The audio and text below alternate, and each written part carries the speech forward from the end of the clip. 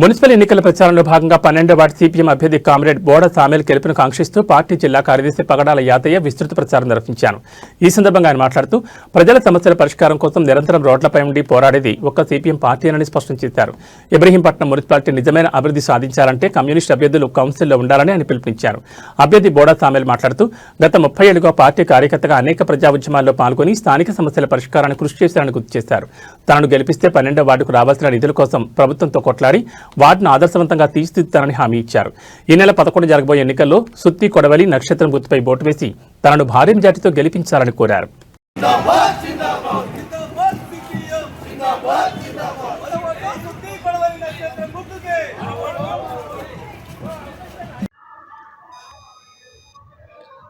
నా పేరు బోడ సామేలు. 12వ వార్డులో కౌన్సిలర్గా పోటీ చేస్తున్న సిపిఎం పార్టీగా తరపున నా గుర్తు సుత్తి కొడవలి నక్షత్రం గుర్తు. ఈ 12వ వార్డు అభివృద్ధికి ఆమడ దూరంలో ఉంది. డ్రైనేజీలు లేవు, అదేవిధంగా సీసీ రోడ్లు లేవు, కరెంటు లో వోల్టేజ్ సమస్య ఉంది, ఇండ్ల స్థలాలు లేనటువంటి వాళ్ళు ఉన్నారు. నేటికి వాటిలో గుడిసెలకు సంబంధించింది వేసుకొని ఉన్నటువంటి పరిస్థితి కనిపిస్తూ ఉంది.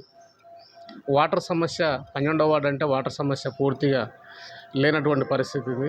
మిషన్ భగీరథ వాటర్ మీదనే ఆధారపడ్డటువంటి పరిస్థితి ఉంది. అందుకనే ఈ 12వ వార్డు అభివృద్ధి కొరకు సిపిఎం పార్టీగా అనునిత్యం ఈ వార్డులో నేను పనిచేస్తూ ఉన్నాం. మా కమిటీ మొత్తం కమిటీ సభ్యులైనటువంటి వాళ్ళందరూ, అదేవిధంగా కాలనీ ప్రెసిడెంట్ రవి గారు, అదేవిధంగా కాలనీ సెక్రటరీ పురుషోత్తం గారు, వీరితో పాటు ఆ కాలనీలో ఉన్నటువంటి త్రిశక్తి కమిటీ సభ్యులందరూ కూడా పూర్తి మద్దతు తెలుపడం అనేది జరుగుతూ ఉంది. అందుకనే ఖచ్చితంగా మేము గెలిస్తే 12వ వార్డు అభివృద్ధి కొరకు అభివృద్ధిని చేస్తూ ఇబ్రహీంపట్నంలో ఉన్నటువంటి అన్ని వార్డులకు కూడా నా సహాయ సహకారాలు అందిస్తూ అభివృద్ధిని చేయడానికి నా వంతు కృషి ఖచ్చితంగా చేస్తానని చెప్తూ సుత్తి కొడవలి నక్షత్రం గుర్తు మీద మీరు ఓటేయగలని విజ్ఞప్తి చేస్తూ ఉన్నాను. కామ్రేడ్ బోడ సామేల్ గారిని విజయాన్ని కాంక్షిస్తూ ఈరోజు చాలా పెద్ద ఎత్తున ఇంటింటి ప్రచారం కొనసాగుతున్నటువంటి పరిస్థితి ఉంది. ఏదేమైనా పట్టణ ప్రాంతాలలో ఉన్నటువంటి ప్రజానీకం దాదాపు 49% పెరిగిపోతూ ఉంది. ఈరోజు గ్రామీణ ప్రాంతాల్లో ఉపాధి లేక పట్టణ ప్రాంతాలకు వచ్చి పని కోసం స్థిరపడ్డటువంటి వాళ్ళకి ఇప్పటికీ ఇండ్ల స్థలాలు కానీ ఇండ్లు కానీ కేటాయించినటువంటి పరిస్థితి లేదు. గతంలో ఉన్నటువంటి బీఆర్ఎస్ ప్రభుత్వం డబుల్ బెడ్రూమ్లు ఇస్తామని చెప్పన్నది. ఇప్పుడు ఉన్నటువంటి ప్రభుత్వం ఏమో ఇందిరమ్మ ఇండ్లు అని చెప్పని అంటున్నది. కానీ ఇండ్ల స్థలాలు లేక, ఇండ్లు లేక, రేషన్ కార్డు లేక, పెన్షన్ లేక, అసలు కిరాయి ఇండ్లలో ఉండేటువంటి చాలా కుటుంబాలు ఆ రకంగా ఏందని చెప్పనంటే ఇంటి అద్దె గట్టలేక చాలా ఇబ్బందులు పడుతున్నటువంటి పరిస్థితి ఉంది. ధరలు పెరిగే కొద్దీ వేతనాలు లేక కుటుంబాలు సాలిసాలైనటువంటి కూలీలతోటి ఆ రకంగా కూలీ సంబంధించిన డబ్బులతోటి జీవితం వెళ్ళదీస్తున్నటువంటి పరిస్థితి కూడా ఉంది. ఈరోజు ఉన్నటువంటి ప్రాంతాలన్నీ కూడా రోడ్డు లేక, డ్రైనేజ్ లేక, వాటర్ లేక రకరకాలుగా సంబంధించినటువంటి ఎలాంటి మౌలిక సౌకర్యాలు కల్పిస్తామని చెప్పనేసి గొప్ప గొప్ప మాటలు మాట్లాడుతూ ఉన్నారు. ఈరోజు కాంగ్రెస్ బీఆర్ఎస్ పోటీపడి మాట్లాడుతూ ఉన్నారు.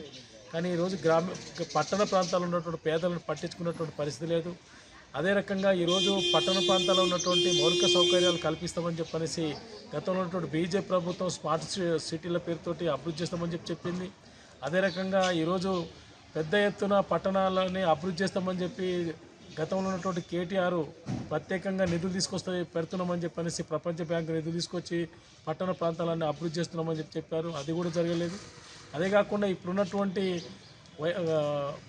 రేవంత్ రెడ్డి ప్రభుత్వం దాదాపు 2 సంవత్సరాలు గడిచినప్పటికీ ఈరోజు పట్టణ ప్రాంతాలలో సమస్యలు పరిష్కారం చేయడానికి ఏ రకంగా కూడా పూనుకెళ్ళినటువంటి పరిస్థితి ఉంది. కానీ వెంటనే ఈరోజు ఈ సమస్యలు పరిష్కారం చేయాలని చెప్పారంటే సమస్యలు ప్రస్తావన తీసుకొచ్చి మున్సిపాలిటీలో ఇలాంటి సమస్యలను లేవనెత్తడానికి సిపిఎం పార్టీ అభ్యర్థులు అయితే తప్ప ఇంకెవరు కూడా ఇలాంటి ప్రస్తావన చేసేటువంటి పరిస్థితి లేదు. ఈ సమస్యల మీద పోరాటాలు చేసి ప్రభుత్వాల మెడలోంచి ఇలాంటి సమస్యల పరిష్కారం కోసం ఈరోజు సిపిఎం అభ్యర్థి అయినటువంటి బోడ సామేల్ని ఇబ్రహీంపట్నం సంబంధించిన 12వ వార్డుని ఆ రకంగా గెలిపించడం కోసం ప్రత్యేకంగా ఈరోజు కార్యకర్తలందరూ కూడా ముక్త కంఠంతో ఆ రకంగా ఏంటంటే ప్రతి ఇంటికి తట్టి ఆ రకంగా ఏంటంటే వాళ్ళందరితో కన్విన్స్ చేసి ఓట్లు వేయించడం కోసం ప్రయత్నం చేస్తూ ఉన్నారు. గతంలో ఉన్నటువంటి బీఆర్ఎస్ ప్రభుత్వం ఏం చేయలేదని చెప్తున్నారు. ఇప్పుడున్నటువంటి కాంగ్రెస్ ప్రభుత్వం కూడా ఏం చేయలేదని చెప్తూ ఉన్నారు. కాబట్టి ఏదని చెప్పారంటే సిపిఎం గతంలో చేసినటువంటి పోరాటాలు కానీ ఆ రకంగా ఉద్యమాలు కానీ చేసిన ద్వారానే ఇక్కడ అభివృద్ధి జరిగింది.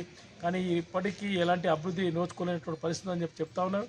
కాబట్టి ఏదేమైనా సిపిఎం అభ్యర్థి బోడ సామిల్ గారిని గెలిపించాలని నేను సిపిఎం పార్టీ రంగారెడ్డి జిల్లా కమిటీ తరఫున సెక్రటరీగా నేను విజ్ఞప్తి చేస్తాను.